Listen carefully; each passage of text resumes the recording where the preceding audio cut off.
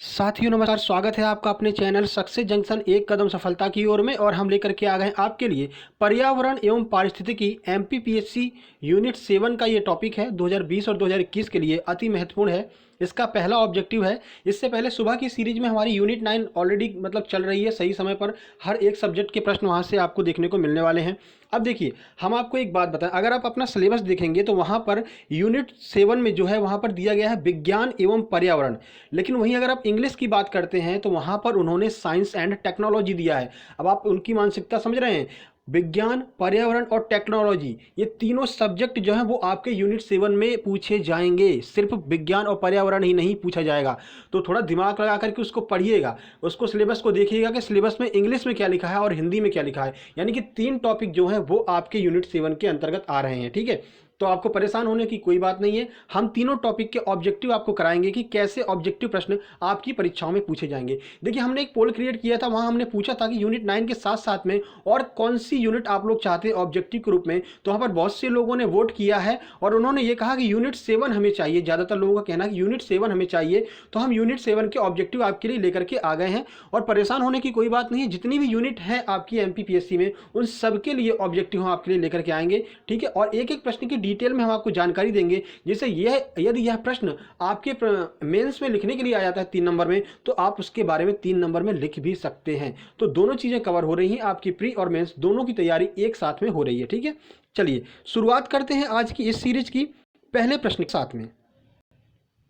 तो पहला प्रश्न आपको यहां पर दिखाई दे रहा है, पृथ्वी पर पाए जाने वाले भूमि, जल, वायु, पेड़ पौधे एवं जीव जंतुओं का समूह क्या कहलाता है। ठीक है, यहां पर आपसे सीधे सीधे प्रश्न पूछा जा रहा है पर्यावरण के बारे में। ये आपकी पर्यावरण की परिभाषा बन सकती है। ऑप्शन ए है अंतरिक्ष, ऑप्शन बी है पर्यावरण, ऑप्शन सी है ओजोन मंडल या फिर ऑप्शन डी है वायुमंडल। आंसर की बात करते हो तो आंसर आपका पर्यावरण हो जाएगा। अब आप कहेंगे सर ये वायुमंडल क्यों नहीं हो सकता है। तो मेरे भाई मेरे दोस्त, वायुमंडल क्या कहलाता है। वायुमंडल में सिर्फ गैसों को काउंट किया जाता है। हमारे चारों तरफ जो गैसें फैली हुई हैं उन्हीं गैसों को मिलाकर के आपका वायुमंडल बनता है। लेकिन यहाँ पर गैसों की बात नहीं की जा रही, हर एक तत्व की बात की जा रही है। जल हो, वायु हो, पेड़ हो, पौधे हो, जीव जंतु हो, सबको मिला लेंगे अगर तो वो पर्यावरण कहलाएगा। ठीक है, डिफरेंस आपके समझ में आ गया होगा पर्यावरण और वायुमंडल में। कभी भी कंफ्यूज नहीं होना है, सारे कंफ्यूजन भी आपके यहां पर क्लियर किए जाएंगे। आंसर आपका बी हो गया। आइए जानकारी देते हैं, बाकी हमने सब आपको बता दिया है कौन कौन होते हैं। जैविक एवं अजैविक घटक, दोनों घटक इसके अंतर्गत आते हैं पर्यावरण के अंतर्गत। चलिए प्रश्न नंबर 2 की ओर चलते हैं। देखिए, प्रश्न नंबर 2 में आपसे पूछा जा रहा है आहार का प्रमुख घटक जो भोजन के पाचन एवं अवशोषण में मदद करता है वो घटक कौन सा है। ऑप्शन ए है जल, ऑप्शन बी है प्रोटीन, ऑप्शन सी है एंजाइम या फिर ऑप्शन डी है रक्त। आइए इसका आंसर देखते हैं।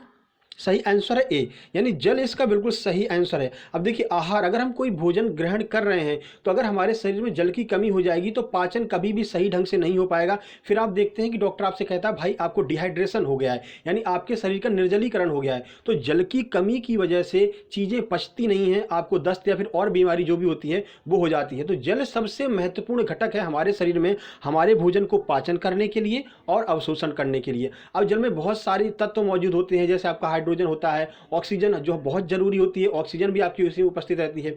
रक्त में भी आपका जल होता है, रक्त जो होता है वो जल से मिलकर के बना है, इसलिए इसका आंसर रक्त नहीं हुआ है। जल को सबसे पहले हम प्रायोरिटी देंगे। ठीक है, सभी आयामों के बारे में आपसे चर्चा की जाएगी, एक भी प्रश्न आपका गलत नहीं होगा, कितना भी घुमा करके आपसे प्रश्न पूछ ले। पर्यावरण, पारिस्थितिकी एवं टेक्नोलॉजी जो हमने बात की है, टेक्नोलॉजी के प्रश्न भी हम आपके लिए लेकर के आने वाले हैं इसी यूनिट 7 के अंतर्गत। ये आपको पूरी जानकारी हमने यहाँ पर दे दी है। जब आप पीडीएफ पढ़ेंगे तो आप आसानी से इसको समझ सकते हैं। ठीक है, टेक्निकल लैंग्वेज भी हमने आपको बता दी है। जब आपको मेंस में लिखना होगा तो आप इस टेक्निकल लैंग्वेज को लिख सकते हैं। अब आपके मन में प्रश्न आ रहा होगा सर पीडीएफ कहाँ से मिलेगी। तो पीडीएफ के लिए आप हमारा एक चैनल है टेलीग्राम पर, उसको ज्वाइन कर लीजिए। सक्सेस जंक्शन जैसे ही आप सर्च करेंगे टेलीग्राम पर तो वहाँ पर आपको चैनल दिख जाएगा, वहाँ पर क्लिक करके ज्वाइन कर लीजिए। सारी फ्री ऑफ कॉस्ट पीडीएफ आपको वहाँ पर मिल रही है। सारी वीडियो, पहले की भी वीडियो वहाँ पर डली हुई है, वो भी आपको वहाँ पर मिल जाएंगी। चलिए प्रश्न नंबर 3 की बात करते हैं। शुष्क हवा में नाइट्रोजन की कितनी मात्रा होती है। ऑप्शन ए है 80%, ऑप्शन बी है 40%, ऑप्शन सी है 78% या फिर ऑप्शन डी है 50%। अरे भाई यहाँ पर आंसर की तो मुंह दिखाई हो गई। चलिए कोई बात नहीं, आंसर देख लेते हैं, कोई बात नहीं। सही आंसर है सी, यानी कि 78%। अब ये तो आपको पता है कि वायुमंडल में सर्वाधिक मात्रा में आपकी नाइट्रोजन मौजूद है और 78% मौजूद है, आपको पता है। लेकिन कन्फ्यूजन कहाँ हो सकता है? कन्फ्यूजन आपको तब होगा जब आपसे बोला जाएगा शुष्क हवा में नाइट्रोजन की कितनी मात्रा है। अब जैसे ही आपके दिमाग में शुष्क शब्द आया ना, तो आप समझेंगे कि हवा में कुछ ना कुछ तो कमी है, इसी वजह से तो वह शुष्क है। लेकिन भाई हवा कितनी भी शुष्क हो जाए, लेकिन नाइट्रोजन की कमी बिल्कुल भी नहीं होगी। नाइट्रोजन उतनी की उतनी ही होगी, यानी 78% अगर नाइट्रोजन है तो वो उतनी ही रहेगी, चाहे कितनी भी हवा शुष्क हो जाए, चाहे कितनी भी हवा नम हो जाए। तो याद रखिए, हवा में अगर शुष्कता है या नम्यता है, कोई दिक्कत नहीं है, नाइट्रोजन आपकी उतनी ही रहेगी, 78% ही नाइट्रोजन रहेगी। ठीक है, बाकी आप जानते हैं वायुमंडल में सर्वाधिक नाइट्रोजन पाई जाती है। चलिए प्रश्न नंबर 4 की बात करते हैं। निम्नलिखित नोबल गैसों में कौन सी गैस जो है वो वायु में नहीं पाई जाती है? ऑप्शन ए है हीलियम, ऑप्शन बी है argon, option C radon, option D है नियोन। आइए इसका आंसर देखते हैं, फिर आपको जानकारी देते हैं। तो सही आंसर है इसका ऑर्गन। एक मिनट देख लीजिए, ऑर्गन नहीं है इसका आंसर, सी, हाँ रेडॉन। इसका सही आंसर रेडॉन। अब आपसे सबसे पहले आपके दिमाग में एक बात आ रही होगी कि सर ये नोबल गैसें क्या होती हैं? तो देखिए, जो आपका वर्ग 18 होता है, वर्ग 18 में जितनी भी गैसें हैं, helium, neon, organ, radon, krypton, xenon, जितनी भी गैसें वर्ग 18 में हैं, इनका अष्टक पूर्ण होता है। इन्हें किसी की जरूरत नहीं होती है, ये किसी से भी क्रिया नहीं करती हैं, इसलिए इन्हें नोबल गैस कहते हैं या फिर इन्हें अक्रिय गैस भी कहते हैं। ठीक है, और ये वायुमंडल में मुक्त अवस्था में पाई जाती हैं, क्योंकि इन्हें किसी की जरूरत ही नहीं। भाई हमारा अष्टक पूरा है, भाई हमें आपकी जरूरत नहीं है, हम किसी से क्रिया नहीं करेंगे, कोई दिक्कत ही नहीं है इनको। ठीक है, तो ये आपकी कौन सी एक गैस ऐसी होती है जो है रेडॉन। रेडॉन गैस जो होती है वो आपकी वायुमंडल में नहीं पाई जाती है। ठीक है, तो याद रखना है कि नोबल गैसों में से रेडॉन एक ऐसी गैस है जो वायुमंडल में नहीं पाई जाती है। ठीक है, चलिए अगले प्रश्न की ओर चलते हैं।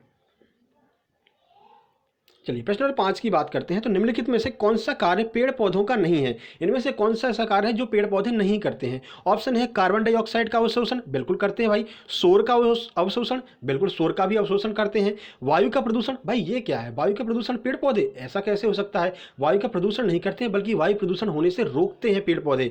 बाकी ऑक्सीजन की विमुक्ति, विमुक्ति का अर्थ है ऑक्सीजन छोड़ना। जी हाँ, बिल्कुल सही बात है, पेड़ पौधे ऑक्सीजन छोड़ते हैं और कार्बन डाइऑक्साइड ग्रहण करते हैं। इस तरह से हमारा आंसर क्या हो गया? तो हमारा आंसर हो गया वायु का प्रदूषण, क्योंकि हमसे यह पूछा गया है कि पेड़ पौधे कौन सा कार्य नहीं करते हैं। ठीक है, आंसर हो जाएगा सी, वायु का प्रदूषण नहीं करते हैं पेड़ पौधे।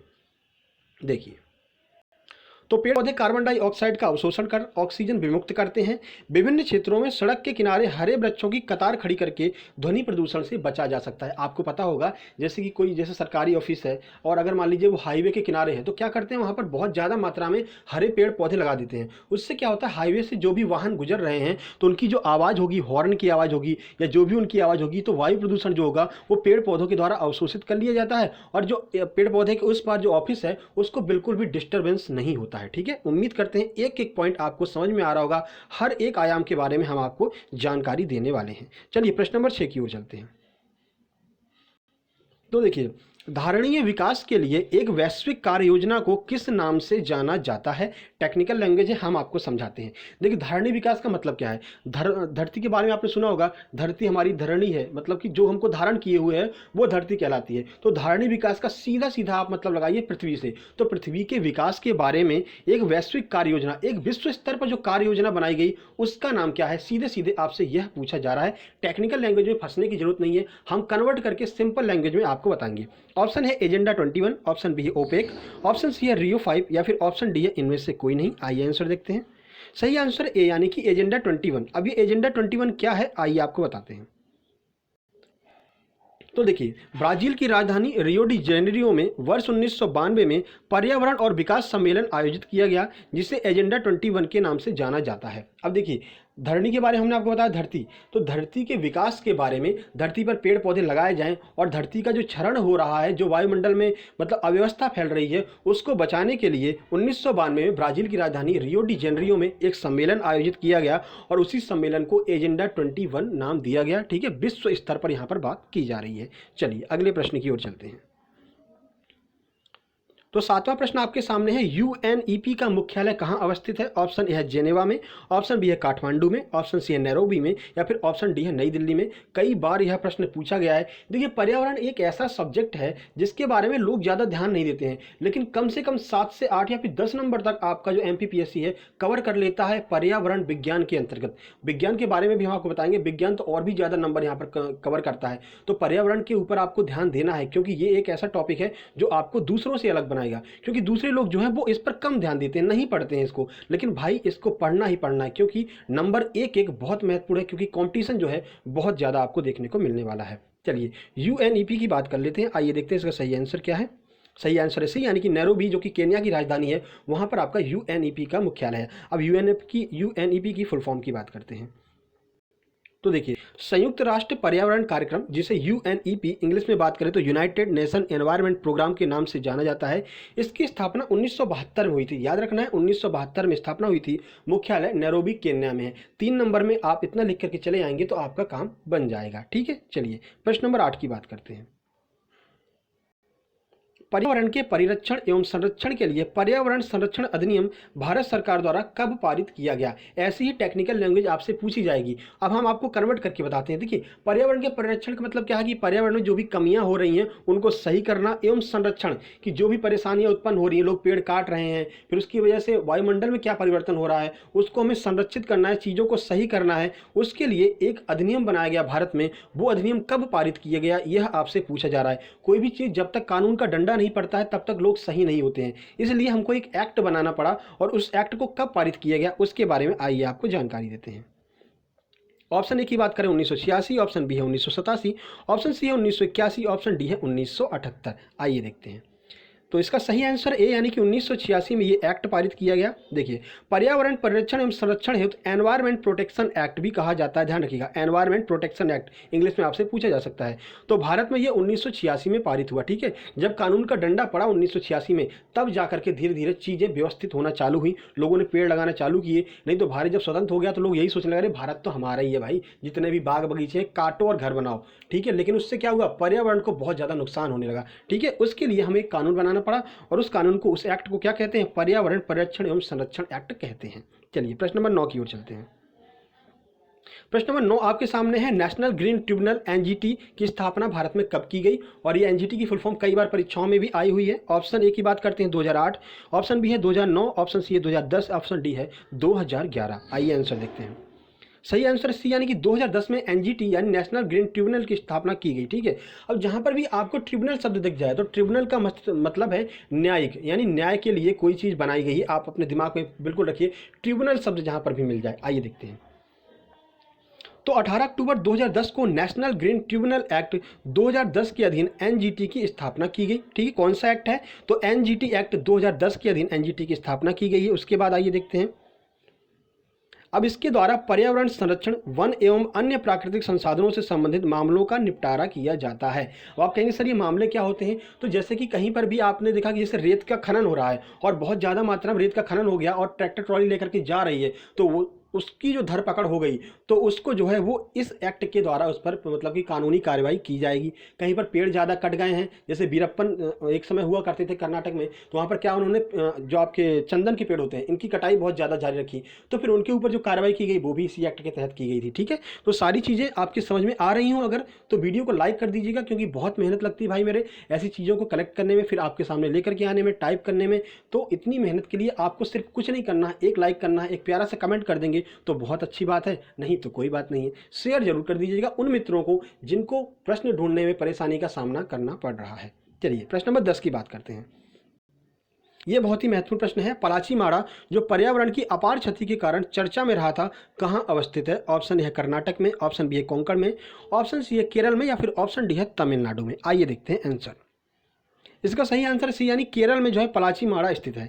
अब ये क्यों चर्चा में रहा उसके बारे में आपको पूरी जानकारी देते हैं, तो चीज़ें आपको हमेशा के लिए याद हो जाएंगी आपके दिमाग में। देखिए, तो ये तो आपको दिख गया पलाचीमाड़ा दक्षिण भारतीय राज्य केरल के पलक्कड़ जिले में अवस्थित एक छोटा सा गांव है। सर ये चर्चा में क्यों रहा था? तो देखिए, एक समय ऐसा था कि यहाँ पर जो है कोको कोला कंपनी आई, ठीक है, कोको कोला कंपनी ने कहा वहाँ के लोगों को कि हम यहाँ पर अपनी एक फैक्ट्री स्थापित करना चाह रहे हैं। लोग लालच में आ गए, उन्होंने अपनी ज़मीनें दे दी, लेकिन ये बहुत हरा भरा क्षेत्र हुआ करता था। अब जहाँ पर चीज़ें हरी भरी क्षेत्र है तो उसी के अकॉर्डिंग वहाँ का एनवायरनमेंट होता है। अब उन्होंने क्या किया, पेड़ों को काट दिया, ठीक है, चीज़ों को वहाँ से साफ कर दिया। तो तब भी धरती एक बार मैनेज कर लेती है कि चलो कोई बात नहीं, हम इधर उधर से मैनेज कर लेंगे, हम पर्यावरण की बात कर रहे हैं, ठीक है। लेकिन फिर क्या हुआ, उन्होंने जब कोको कोला कंपनी वहाँ पर बनाई तो फिर वहाँ पर प्रदूषण बहुत ज़्यादा होने लगा, क्योंकि इतनी ज़्यादा फैक्ट्रियों में से एसिड निकलने लगे, धुआं निकलने लगा, तो वहाँ का एकदम मौसम ही बिगड़ गया, पूरा एनवायरनमेंट एकदम बिगड़ गया, ठीक है। लोगों को तरह तरह की बीमारियाँ होने लगी, जो लोग पहले हष्ट पुष्ट हुआ करते थे वो कमज़ोर से दिखने लगे। तो फिर उसका विरोध हुआ तो क्या हुआ, 2005 में इस कंपनी को बंद कर दिया गया। लेकिन अब यहाँ पर पुनः कार्य चालू किया जा रहा है। तो मेन हमारा मुद्दा क्या था, तो पलाचीमाड़ा जो है वो इस वजह से चर्चा में रहा था, इसलिए यह प्रश्न आपसे पूछा जा सकता है। अभी हाल ही में वहां पर पुनः कार्य चालू किया गया है और सारी बातों को ध्यान में रखते हुए, यानी एनजीटी को ध्यान में रखते हुए और जो भी नियम एवं कायदे कानून है उन सबको ध्यान में रखते हुए दोबारा कार्य प्रारंभ किया गया है। तो चर्चा का विषय है, आपसे पूछा जा सकता है। पलाचीमाड़ा केरल में स्थित है। अगर आपको ये सारी की सारी जानकारी महत्वपूर्ण लगी हो, अच्छी लगी हो, तो वीडियो को लाइक कर दीजिए, शेयर कर दीजिए अपने दोस्तों के पास में और चैनल को सब्सक्राइब करके नोटिफिकेशन बेल दबा लीजिए, जिससे आगे जो भी वीडियो आने वाली है। यूनिट 9 आपकी सुबह ऑलरेडी बिल्कुल टाइम पर चल रही है, कोई दिक्कत नहीं है। हर एक सब्जेक्ट के ऑब्जेक्टिव आपको वहाँ पर मिलने वाले हैं। शाम की जो क्लास है इसमें हम आपको यूनिट 7 क्लियर कराएंगे। यूनिट 7 क्लियर होते ही कोई भी यूनिट, चाहे वो मध्य प्रदेश की यूनिट 1 ले लेंगे या फिर यूनिट 6 ले लेंगे, जो भी आप फिर से कमेंट करेंगे उसके बारे में हम आपको पढ़ा देंगे। हर एक ऑब्जेक्टिव आपके लिए लेकर के आएंगे विथ डिटेल, पूरी जानकारी के साथ में। तो जल्द ही मिलते हैं एक नई वीडियो में, तब तक के लिए नमस्कार, धन्यवाद।